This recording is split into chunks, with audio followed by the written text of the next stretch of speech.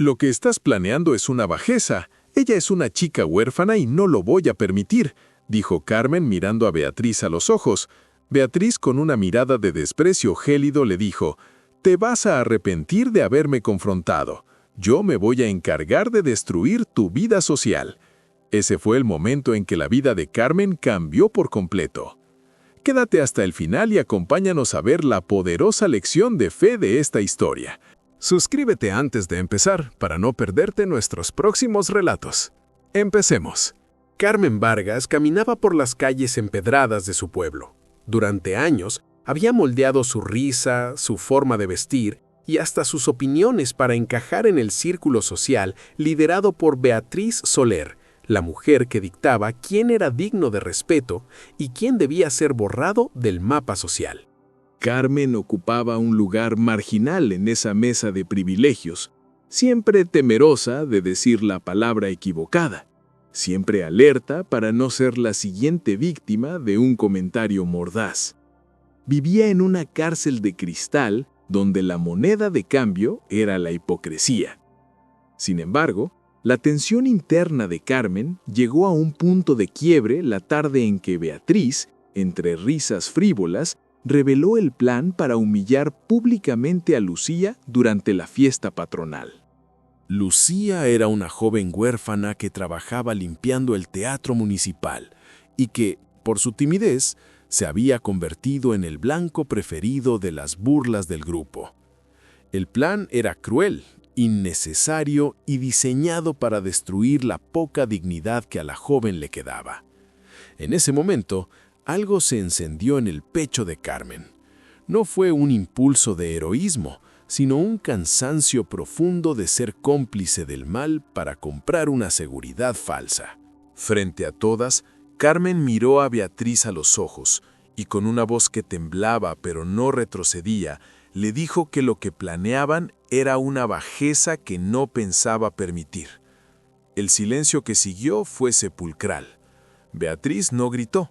Simplemente sonrió con una frialdad que helaba la sangre y le recordó a Carmen que, fuera de ese círculo, ella no era nadie. La expulsión social fue inmediata y total. Al día siguiente, las mismas personas que antes la saludaban con efusión, ahora cruzaban la calle al verla. En el mercado, los cuchicheos se detenían a su paso, dejando un rastro de desprecio en el aire. Sus antiguas amigas borraron su nombre de cada invitación y de cada conversación, como si nunca hubiera existido. Carmen regresaba a su casa cada tarde con el peso de la tristeza, preguntándose si el precio de su conciencia había sido demasiado alto. En la soledad de su sala, el silencio le gritaba que se había quedado sola. Fue en esos días de aislamiento cuando Carmen comenzó a frecuentar la pequeña panadería de su madre, un lugar que antes evitaba para no parecer alguien de clase trabajadora ante sus amigas ricas. Allí conoció a Doña María, una anciana que vendía flores en la esquina y que poseía una mirada que parecía atravesar las apariencias. Doña María notó la tristeza de la mujer y, sin juzgarla, comenzó a invitarla a tomar té al final de la jornada. En esas charlas sencillas, la anciana le enseñó que el rechazo de las personas suele ser la redirección de Dios. Le explicó que cuando las puertas del mundo se cierran, es para que finalmente miremos hacia la puerta del Espíritu, la única que nunca tiene cerrojo. Carmen empezó a entender que su identidad no era un traje que se ponía para agradar a Beatriz, sino un fuego interno que nadie podía apagar si ella misma no lo permitía. Dejó de intentar recuperar su lugar en el grupo de élite y empezó a dedicar sus mañanas a ayudar a su madre. Un día, mientras acomodaba los panes recién horneados, vio pasar a Lucía. La joven caminaba con la cabeza baja, como si pidiera perdón por existir. Carmen salió a la calle, la llamó por su nombre y le pidió perdón por haber guardado silencio durante tanto tiempo. Ese fue el primer ladrillo de una reconstrucción real. Si esta historia te está gustando, déjanos saber desde qué país nos escuchas. Y suscríbete. Eso nos ayuda a que esta enseñanza llegue a más personas. Continuemos. La amistad entre Carmen y Lucía floreció en los márgenes de la sociedad que las había desechado. Juntas, decidieron que la panadería no sería solo un negocio, sino un refugio. Organizaron tardes de costura y lectura para otras mujeres y jóvenes que, por diferentes razones, se sentían excluidas del brillo superficial del pueblo. Lo que comenzó como un pequeño grupo de desadaptadas se convirtió pronto en un motor de cambio silencioso. Sin embargo, la vida tiene formas misteriosas de poner a prueba la solidez de una nueva fe. Una noche de tormenta, el pueblo se despertó con la noticia de que el padre de Beatriz Soler, el hombre más influyente de la zona, había sufrido un colapso cardíaco masivo mientras se encontraba solo en su finca a las afueras. Por un capricho del destino o de la providencia, la única persona que estaba cerca en ese momento, regresando de una entrega de pan a una aldea vecina, era Carmen. Al ver el auto de la familia Soler varado y al hombre desvanecido en el suelo, Carmen sintió un impulso inicial de seguir de largo.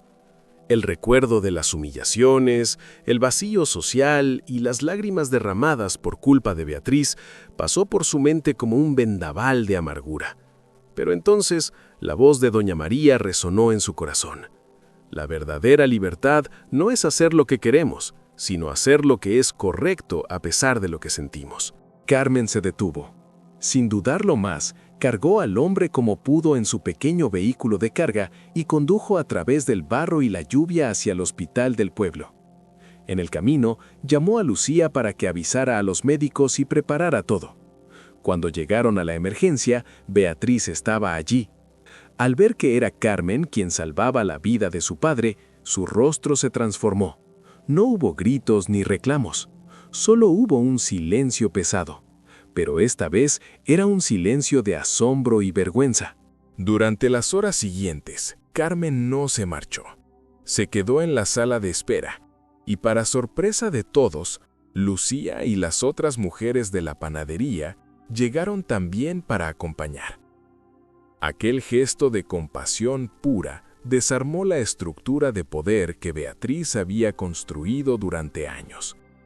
La exclusión ya no tenía sentido frente a la evidencia de un amor que no pedía nada a cambio. Días después, cuando el padre de Beatriz estuvo fuera de peligro, ella buscó a Carmen. No hubo una reconciliación mágica ni inmediata, pero sí hubo una confesión de debilidad. Beatriz admitió que su crueldad siempre había sido un escudo para ocultar su propio vacío y soledad. Carmen, con la paz de quien ya no necesita validación externa, la escuchó sin rencor. Comprendió que perdonar no significaba volver a ser la subordinada de antes, sino liberar a su propio corazón de la carga del odio. Si esta historia te inspiró, da like y suscríbete para no perderte nuestros próximos relatos. Y comparte este video con aquella persona que creas que necesite escuchar esta lección hoy. Gracias por acompañarnos. Nos vemos en el próximo video.